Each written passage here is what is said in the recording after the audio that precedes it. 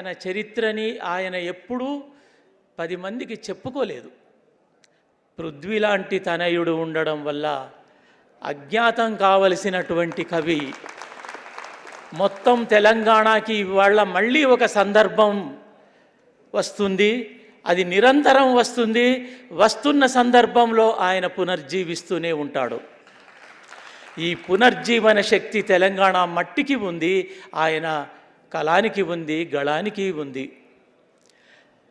మనం చాలామంది లెజెండరీలను మర్చిపోతాం. తెలంగాణలో అలాంటి గొప్ప వీరోచితమైన పోరాటాలు చేసి అమరత్వం పొందిన వాళ్ళు ఉన్నారు.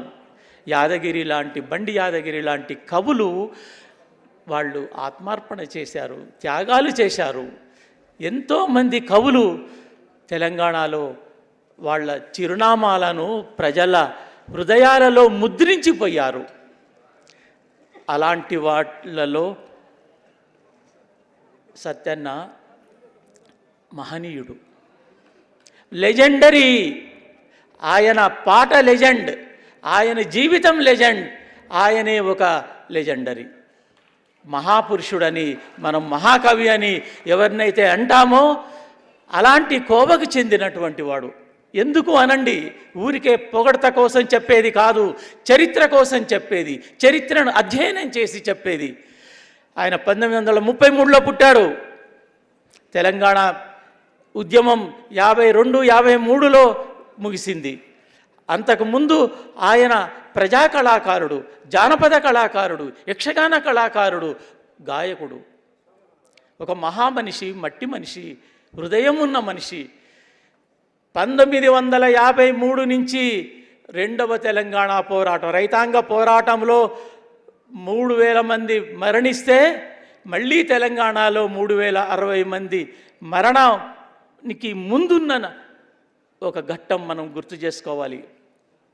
అప్పుడు ముల్కీ గోబ్యాక్ ఆయన పాఠశాలలో నేను చదువుకున్న, ఆయన తర్వాత నేను అదే పాఠశాలలో చదువుకున్నాను.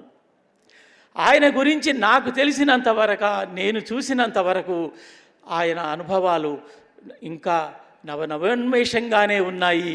అవి నన్ను ఎప్పుడూ కూడా కదిలిస్తాయి, మెదిలిస్తాయి, ముందుకు దారి చూపుతాయి.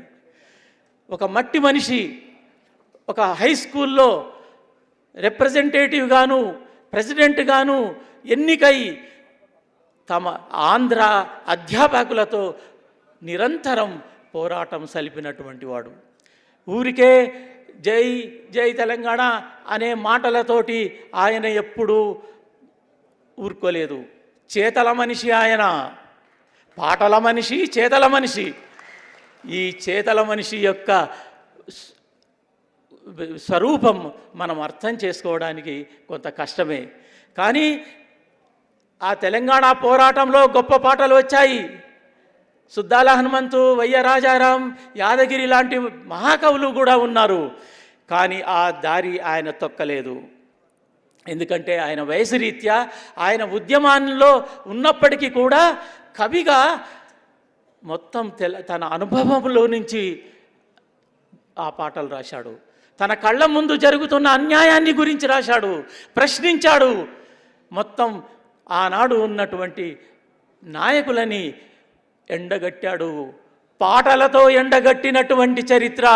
వాళ్ళని ఉరికొయ్యల మీద ఎగిరేసిన మనిషి కాదు. వాళ్ళ బతికి ఉండగానే వాళ్ళ చిత్రపటాన్ని ప్రజలు ఎలా అర్థం చేసుకోవాలో చూపిన మహోపాధ్యాయుడు ఆయన. ఆయన జానపద బాణీలని ఎంతగా ప్రేమించి ఎన్ని నాటకాలు వేశాడో అది వేరు.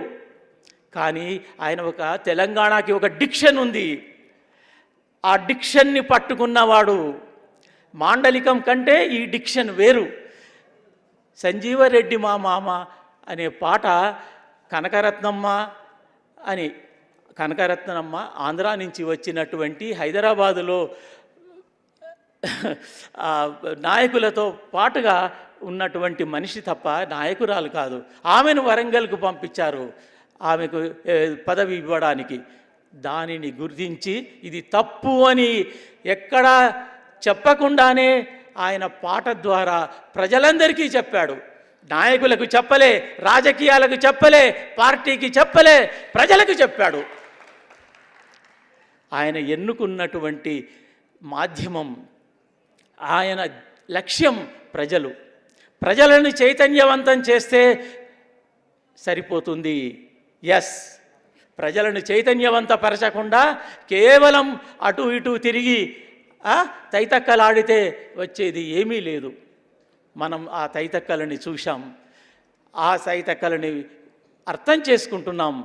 కానీ పౌర సమాజం ఎప్పుడు కూడా దీనిని హర్షించదు. కాబట్టి ఆయన టార్గెట్ ప్రజలని చైతన్యం చేయడం.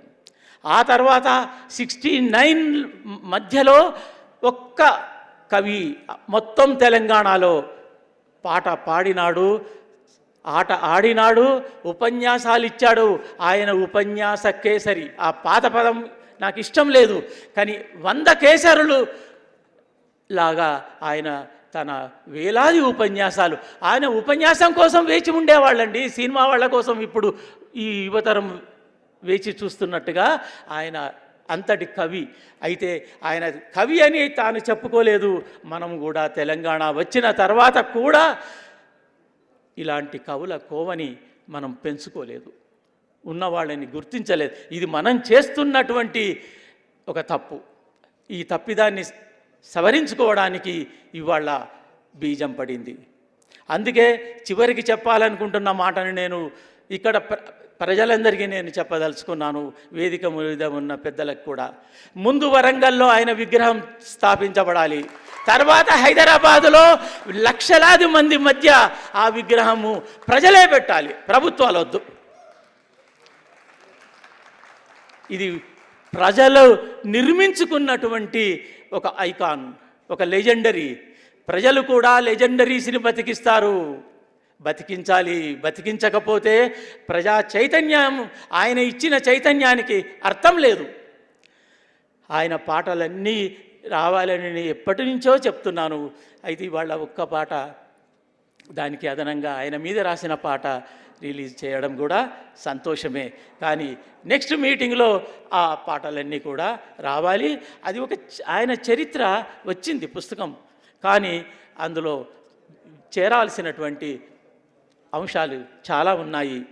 69లో 48 గంటలు పోలీస్ స్టేషన్లో చిత్రవద చేసినప్పుడు మాలాంటి యువకులను, నన్ను ఆయన ఇచ్చినటువంటి, ఆయన మాట్లాడినటువంటి సహకారం మేము మర్చిపోము. ఆయన మనిషి, రాజకీయాలు చూడలే, మనిషిని చూస్తాడు. ఎంతమంది యువకులను, యువతరాన్ని కదిలించాడు, వాళ్లతో సంభాషించేవాడు. రాజకీయ నాయకులు అనగానే చాలా పెద్దగా అయిపోయి మురిసిపోయి తమకు తామే పౌర సమాజం నుంచి వచ్చిన ప్రతి ఒక్కడు ప్రజలతో సంబంధాన్ని తెంచుకుంటే ఏమవుతుందో చిట్ట చివరి దశలోనే తెలుసుకుంటారు. అయ్యో అని నాలిక కలుసుకుంటారు. పైరవీలు చేయడం కాదు, ప్రజా సమస్యలని తానే ముందుకు తీసుకుపోవాలి. తాను ఏ రంగంలో ఉన్నానని కాదు, ఈ సమస్య ప్రజలది. ఈ ప్రజలని గౌరవించాలి అంటే తనకొచ్చే కిరీటాలను కూడా పక్కన పెట్టాలి. అది సత్యన్న నేర్పిన పాఠం. చివరి దాకా కూడా ఆయన ఎక్కడా కూడా భేషజానికి పోలేదు. తన సమాజం, తన ప్రజలు, తన శ్రామికులు, అట్టడుగు వర్గాల ప్రజలు, వీళ్ళ గురించి ఆలోచించాడు. అది ఎంత గొప్ప విషయం. అయితే ఆయనలో ఒక పెద్ద రెబెల్ ఉన్నాడు. ఆ రెబెల్ తన కోసం కాదు, ప్రజల కోసం, ప్రజా దృక్పథం కోసం, పాలకులను ఎదిరించాడు. తెలంగాణకు ఐకాన్గా ఉన్నటువంటి ఒక మహా లీడర్ని కూడా దూరం పెట్టేసి తాను దూరం జరిగి తన మానాన తాను ఉండిపోయాడు. అట్లాంటి కవుల చరిత్ర మనం వెలికి తీయాల్సినటువంటి ఉంది. కళాకారుల చరిత్ర తీయవలసి ఉంది. తెలంగాణ ప్రజల మట్టిలో కలిసిపోతున్న మాణిక్యాల లాంటి కళాఖండాలను తీయవలసి ఉంది. అప్పుడు సత్యన్నకు మనము నిజమైన నివాళి అర్పించినట్టు. లేకపోతే ఆయన ప్రజా కళలని ప్రేమించినంతగా మరొక నాయకుడు మనకు తెలియడు. తెలంగాణని అర్థం చేసుకున్నాం అనుకున్నటువంటి పాలకులు గత 10 ఏళ్లుగా ఏం చేశారని మనం అడిగితే జవాబు చెప్పలేరు. ఉపయోగించుకున్నారు తప్ప ప్రజలకు ఉపయోగపడలేదు. ప్లానింగ్ ఉండాలి. పంచాయతీరాజ్ వ్యవస్థ వచ్చినప్పుడు ప్రజలకు ఉపయోగపడాలి, గ్రామాలకు గ్రామాలంటే గ్రామ ప్రజలు. ఆ గ్రామ ప్రజలని అర్థం చేసుకోలేని ఒక దయనీయమైనటువంటి స్థితిలో పాలకులు ఉన్నారు. గ్రామ సౌభాగ్యాన్ని, సంస్కృతిని, సాహిత్యాన్ని అన్నీ కూడా పంచాయతీరాజ్ వ్యవస్థలో రావాలని ఆశించి తీసుకువచ్చినటువంటి ఒక వ్యవస్థ. ఆ వ్యవస్థ ఏమైంది? గ్రామ రాజకీయాల నుంచి రాష్ట్ర రాజకీయాలకు పాకింది తప్ప ఏమీ ఒరిగింది లేదు. ఒక చోట ఆయన అదే బాధపడతాడు. చీకట్లు పోతాయి, కరెంటు వస్తుంది. కరెంటు 60 నుంచి 90 వరకు కూడా లేని తెలంగాణ పల్లెలు ఉన్నాయి, ఆదివాసీ పల్లెలు ఉన్నాయి. ఎవరు అడిగారు?